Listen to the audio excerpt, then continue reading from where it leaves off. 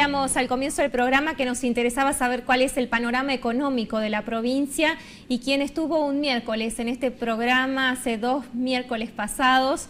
El jueves ya se sabía que iba a ser el futuro ministro de Hacienda. Está con nosotros el contador público nacional Emiliano Estrada. ¿Qué tal, contador? Gracias por estar acá. Gracias por invitarme. Aclaro, yo soy licenciado en Economía. Licenciado en Economía, después me van a denunciar por usurpación de título.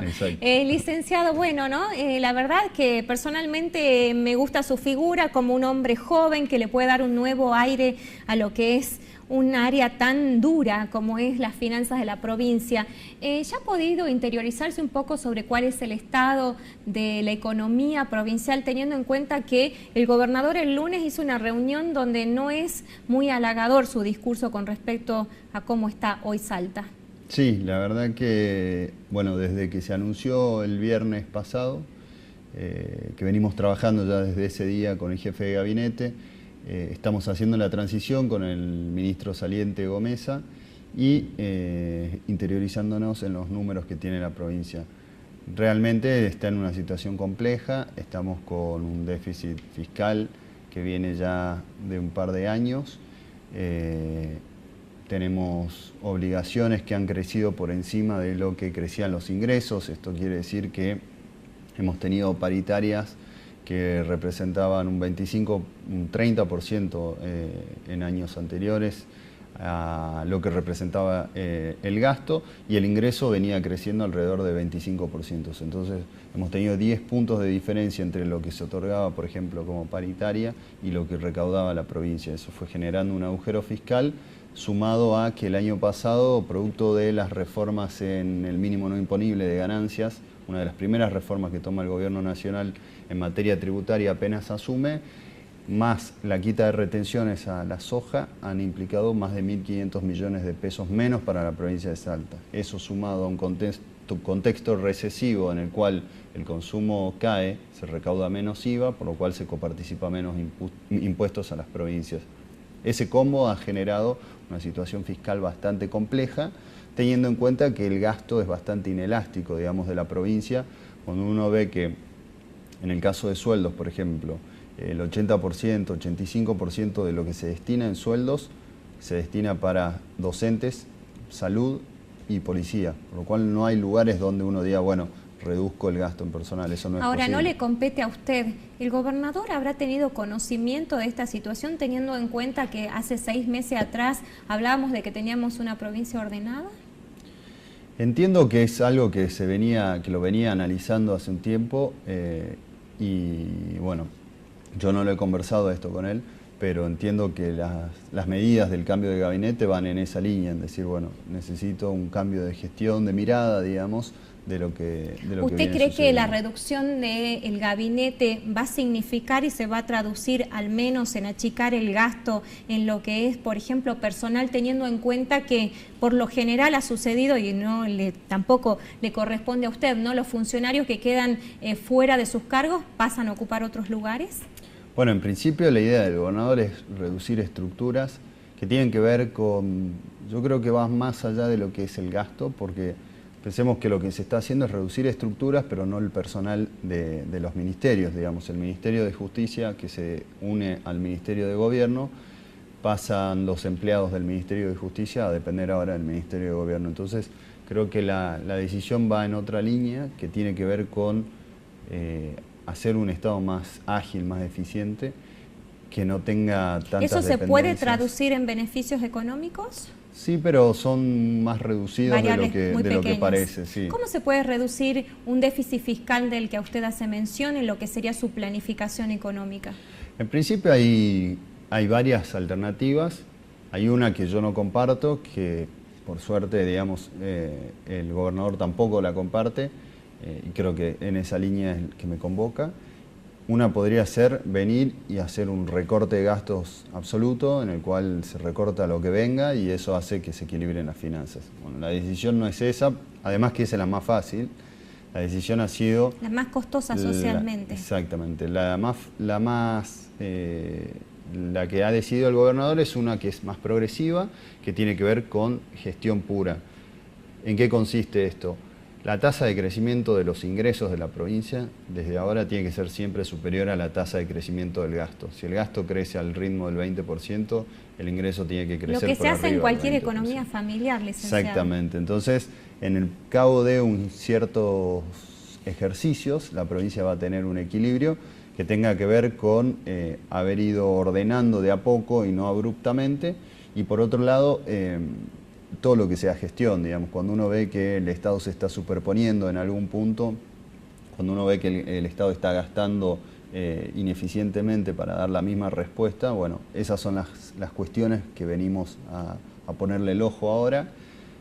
Y bueno, necesariamente en un contexto de tasas de interés bajas como es el que estábamos viviendo a nivel mundial, la posibilidad de poder refinanciar la deuda que tiene la provincia a tasas más bajas también generaría un ahorro fiscal sumamente importante. Por eso creo que es un combo de medidas que requieren de una mirada amplia, que en este caso creo que el jefe de gabinete le está aportando mucho a esa mirada. ¿Esta refinanciación, hacia cuántos años hablamos de deuda? En principio lo que uno puede hacer por ley para salir a refinanciar deuda tiene que ver con o bajar tasas o aumentar plazos, digamos. Eso lo que se llama técnicamente cambia el perfil de la deuda, es decir, cómo son los vencimientos y el apuro de los pagos. En tanto uno pueda cumplir con esas dos condiciones, o que las tasas sean más bajas o que el plazo sea más largo, estás en condiciones de afirmar. ¿Cuánto es la deuda hoy? Hoy la deuda es alrededor de 50% de lo que te establece la ley. El porcentaje es del 50%, hace un tiempo fue alrededor de... ¿Hay algún número preciso sobre eso? ¿Números en valores absolutos? Sí. Lo desconozco el número. Contador, licenciado, ¿existe la posibilidad de que la provincia tome un nuevo crédito?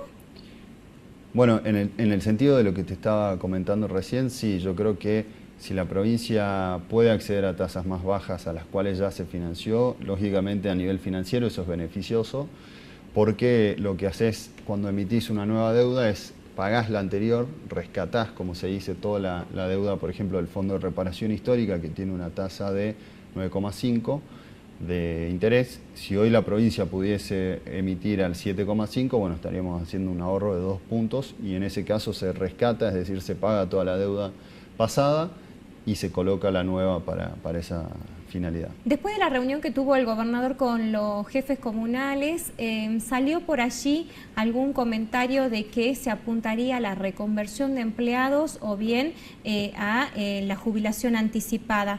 ¿Es esta una vía posible también?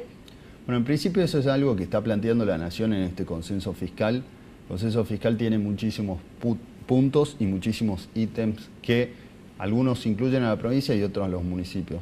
En el caso de los municipios es más laxo, digamos, porque lo que está pidiendo está exhortando a los municipios a que se ordenen. En el caso de las provincias, tienen mayores implicancias en caso de no sumarse a ese consenso fiscal. Por ejemplo, dejarías de recibir los fondos de las retenciones de las sojas. Entonces, las provincias en ese caso están mucho más obligadas a ir en la línea de lo que plantea la Nación. Entre esos puntos que plantea la Nación está la idea de hacer retiros voluntarios y, por el otro lado, a las personas que ya están en edad de jubilarse, pedirles que se jubilen para que el costo de eso lo empiece a cargar la Nación mediante el ANSES y no ya las provincias. Entonces, creo que en ese marco de consenso que están llevando adelante los gobernadores, que mañana se reúnen de nuevo, todas esas políticas que está planteando la Nación van a ser estudiadas. Dentro de estos acuerdos existe la posibilidad que las provincias renuncien a cobrar juicios que tengan con el Estado Nacional. ¿Salta tiene algún juicio en este sentido? ¿Ha podido interiorizarse sobre eso? ¿Existe algún dinero que tengamos que cobrar? En ese caso no he podido hablar con quienes llevan adelante los juicios de la provincia, pero tengo entendido que la mayoría de las provincias tienen algún tipo de litigiosidad con la Nación. Pero en este caso nosotros hemos estado muchísimo más abocados a ver cuál es el impacto, porque el impacto fiscal que tiene esta reforma. ¿Por qué? Porque en la medida de que se disuelve el artículo 104 de la Ley de Ganancias, en ello la discusión del Fondo del Conurbano, Salta dejaba de recibir alrededor de 2.000 millones de pesos. Entonces, la verdad que estos días a nosotros se nos ha llevado el tiempo poder establecer cuál es el monto que estaba perdiendo la provincia para que la Nación pueda compensarlo, que es la propuesta que ha elevado a los gobernadores, compensar a las provincias que están perdiendo con esta modificación con una suma fija y además ajustable por inflación. En lo que es una proyección económica, le hago una línea de tiempo de 2 años, teniendo en cuenta que el gobernador Juan Manuel Urtubey le quedan 2 años de mandato. En esa proyección económica de usted como un licenciado en economía, teniendo en cuenta las variables que hoy tenemos, ¿se puede terminar estos 2 años diciendo he cumplido un objetivo profesional como el que me imagino que usted tendrá de brindar y dar soluciones a lo que hoy se presenta? Sí, yo creo que sí. En caso contrario no hubiese aceptado el desafío, pero me parece que están dadas las condiciones para mejorar los números de la provincia. Creo que con una gestión ordenada en cuanto a los criterios de demanda, digamos, de la sociedad, ¿no? Entender que la provincia está en una situación compleja, como está la nación, con un déficit fiscal de hace ya más de 5 años. Las demás provincias de la región transitan un camino similar.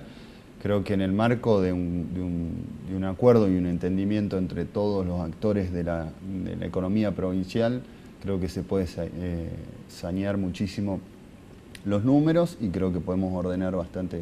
El ministro de Trabajo de la Nación anunció que Nación no va a pagar el bono de fin de año. Obviamente que esto va a ser seguramente imitado por el resto de las provincias. Esto trae un respiro teniendo en cuenta que significa una erogación bastante grande para el Estado provincial pagar esas asignaciones. Bueno, la provincia tiene establecida una suma fija negociada en paritarias, por lo cual nosotros vamos a cumplir con... O sea, Salta sí va a pagar el bono que tenía comprometido. Nosotros tenemos comprometidos, sí, 1.600 pesos, si no me equivoco.